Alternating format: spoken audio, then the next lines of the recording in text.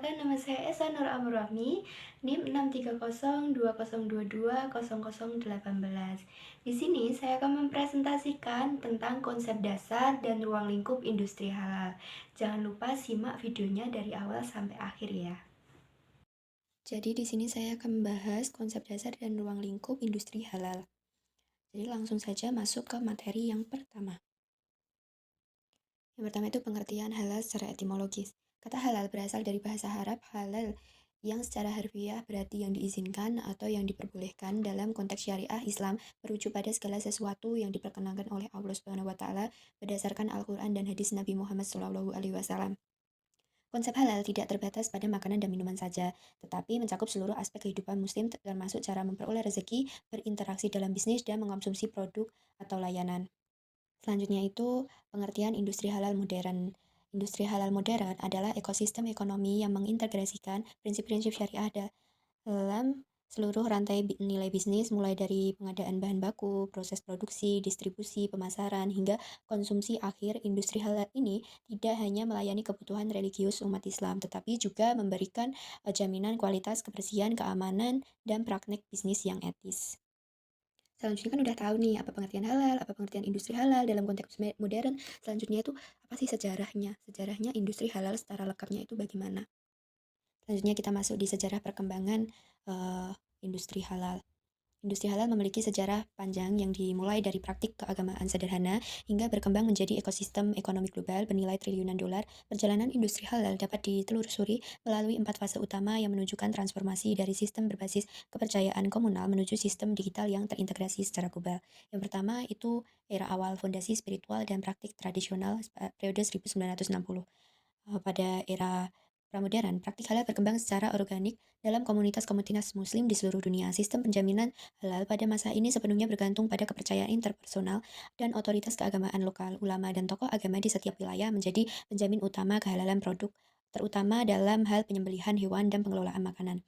Transmisi pengetahuan tentang praktik halal dilakukan secara oral dari generasi ke generasi, menciptakan variasi regional yang signifikan dalam interpretasi dan implementasi hukum syariah terkait makanan dan produk konsumsi. Meskipun sistem ini efektif dalam konteks komunis kecil dan geografis terbatas, namun menghadapi tantangan besar ketika perdagangan mulai meluas dan interaksi antar wilayah meningkat.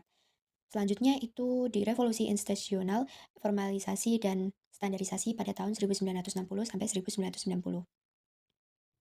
Dekade 1960-an menandai titik baik dalam sejarah industri halal dengan dimulainya era institusionalisasi. Malaysia menjadi pelopor revolusi ini dengan mendirikan JAKIM atau Jabatan Kemajuan Islam Malaysia pada tahun 1968 yang kemudian menjadi model bagi negara-negara muslim lainnya. Indonesia mengikuti jejak Malaysia dengan membentuk Majelis Ulama Indonesia atau MUI pada tahun 1975 yang kemudian pada tahun 1989 mendirikan LP2OM MUI pada tanggal 6 Januari 1989 untuk melakukan pemeriksaan dan sertifikasi halal. Transformasi dari sistem trust-based menuju sertifikat-based sistem ini merupakan perubahan paradigma fundamental yang memungkinkan standarisasi proses dan produser sertifikasi halal. Periode ini ditandai dengan pengembangan kerangka hukum yang mendukung operasional lembaga sertifikasi halal untuk memperkuat posisi LP2OM MUI menjalankan fungsi sertifikasi halal. Maka pada tahun 1996 ditandatangani dengan nota kesepakatan antara kerjasama Departemen Agama, Departemen Kesehatan, dan MUI.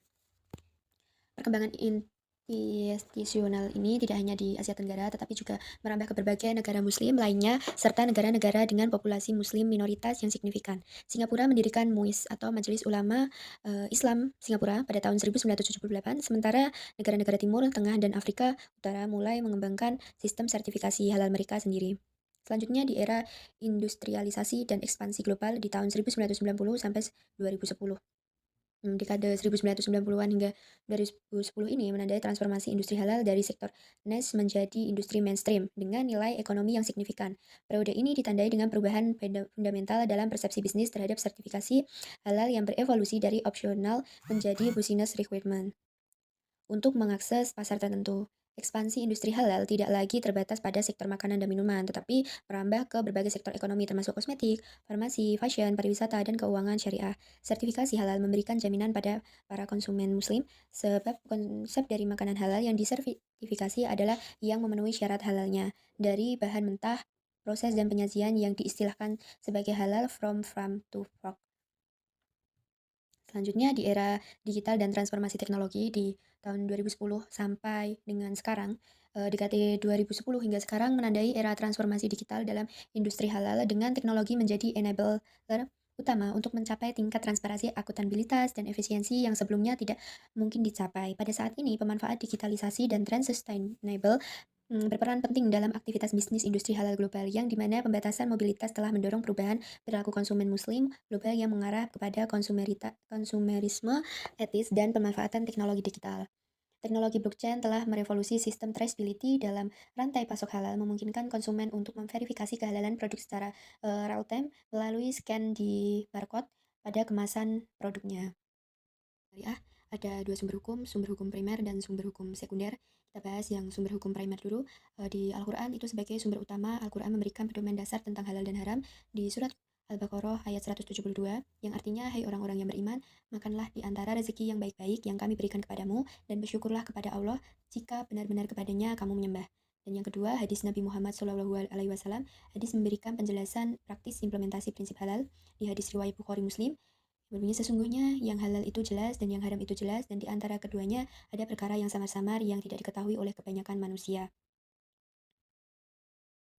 Selanjutnya sumber hukum sekunder. Yang pertama itu ijma, yang kedua itu qiyas. Kita bahas yang ijma atau konsensus ulama. Kesepakatan para ulama dalam menentukan status halal haram suatu produk atau praktik bisnis yang tidak dijelaskan secara eksplisit dalam Al-Quran dan hadis. Yang kedua itu qiyas, analogi hukum, penetapan hukum berdasarkan kesamaan ilat atau alasan hukum antara kasus baru dengan kasus yang sudah ada nasnya. Haram dalam bisnis Islam. Ada bahan dan ada proses. Yang pertama kita bahas bahan dulu. Bahan yang diharamkan itu babi dan derivatnya. Jadi daging babi dalam segala bentuk, gelatin babi, atau dalam bentuk obat, kosmetik, makanan itu diharamkan. Dan yang kedua itu alkohol dan ektohiken. Itu alkohol sebagai bahan utama suatu produk atau produk fermentasi yang mengandung alkohol itu diharamkan, atau zat-zat yang memabukkan itu diharamkan. Dan yang ketiga darah dan derivatnya, darah dari hewan apapun dan produk yang mengandung darah itu diharamkan dalam Islam. Dan yang keempat itu hewan yang diharamkan, seperti hewan yang mati tidak disembelih atau hewan yang disembelih tapi tidak sesuai syariah Islam. Yang selanjutnya proses yang diharamkan, yang pertama itu riba atau bunga, sistem bunga dalam pembiayaan, praktik penambahan berlebihan, eksploitasi ekonomi itu diharamkan. Dan goror, yang kedua goror, ketidakpastian berlebihan, ya, spekulasi yang merugikan itu tidak diperbolehkan dalam Islam. Dan yang terakhir itu maisir, perjudian. Jadi semua ada unsur judi dalam bisnis itu diharamkan. Di industri halal itu ada beberapa ruang lingkup. Yang pertama itu makanan dan minuman, yang kedua itu fashion halal, yang ketiga pariwisata halal, yang keempat kosmetik halal, yang kelima keuangan syariah, yang terakhir farmasi. Semua sektor itu termasuk sektor terbesar dalam industri halal global di Indonesia maupun di dunia. Nah, selanjutnya itu prinsip-prinsip halal haram. Yang pertama itu prinsip toib, yang kedua prinsip tanpa rasi, yang ketiga prinsip keadilan, yang keempat prinsip integritas. Sekarang kita bahas peluang dan tantangan dalam industri halal. Industri halal itu kan sektor ekonomi yang semakin berkembang pesat di seluruh dunia, didorong dengan oleh meningkatnya kesadaran konsumen muslim dan non-muslim akan produk dan layanan yang memenuhi prinsip-prinsip syariah, serta standar kebersihan, kualitas, dan etika. Di Indonesia, sebagai negara dengan populasi muslim terbesar di dunia, industri halal memiliki potensi besar untuk menjadi pemimpin global. Namun, industri halal juga menghadapi berbagai tantangan dan peluang. Kita bahas yang peluang dulu. Yang pertama itu potensi pasar yang besar. Dengan populasi muslim global yang mencapai miliaran jiwa, itu dengan ditambahnya kesadaran halal lifestyle, itu akan mendorong permintaan produk dan layanan halal yang terus meningkat. Yang kedua itu pertumbuhan ekonomi yang signifikan. Pertumbuhan ekonomi yang signifikan, industri halal berpotensi besar untuk mendorong pertumbuhan ekonomi suatu negara, termasuk PDB, penciptaan lapangan kerja, dan peningkatan nilai ekspor. Yang ketiga, dukungan pemerintah. Banyak negara termasuk Indonesia berkomitmen untuk mengembangkan industri halal melalui berbagai kebijakan, program, dan regulasi. Yang keempat, inovasi dan diversifikasi produk. Peningkatan permintaan mendorong inovasi dalam pengembangan produk halal yang beragam. Tidak hanya terbatas pada makanan dan minuman, tetapi juga merambah ke sektor lain seperti logistik halal, media rekreasi halal, dan pendidikan halal. Yang kelima, pariwisata ramah muslim. Tren pariwisata ramah muslim menawarkan peluang besar bagi negara-negara dengan destinasi yang sesuai untuk menarik wisatawan muslim dari seluruh dunia. Yang terakhir itu peningkatan daya saing dan citra merek. Produk halal dengan sertifikasi yang kredibel dapat meningkatkan citra merek, membedakan produk dari pesaing, menarik minat investor, dan menjamin keberlanjutan bisnis dalam jangka panjang. Nah, selanjutnya itu tantangannya. Kalau ada peluang masih ada tantangannya. Yang pertama itu kurangnya kesadaran dan pemahaman tentang sertifikasi halal. Masih banyak pelaku usaha terutama UMKM yang belum sepenuhnya memahami atau memiliki akses yang mudah untuk mendapatkan sertifikasi halal. Yang kedua itu kompleksitas rantai pasok. Memastikan integrasi halal di seluruh rantai pasok mulai dari bahan baku hingga proses jadi merupakan tantangan yang signifikan. Ketersediaan bahan baku halal yang konsisten dan terjamin masih menjadi masalah di berbagai daerah. Yang ketiga, persaingan yang ketat. Industri halal tidak hanya menghadapi kompetisi dari produsen lokal, tetapi juga dari pemain internasional. Yang keempat, itu kurangnya standarisasi dan regulasi yang jelas. Meskipun ada badan sertifikasi halal di berbagai negara, kurangnya konsensus global mengenai standar dan sertifikasi halal dapat menyebabkan kebingungan di pasar internasional. Yang terakhir itu tindak penipuan. Adanya produk non-halal yang diklaim halal itu dapat merusak kepercayaan konsumen dan reputasi produsen halal yang sah.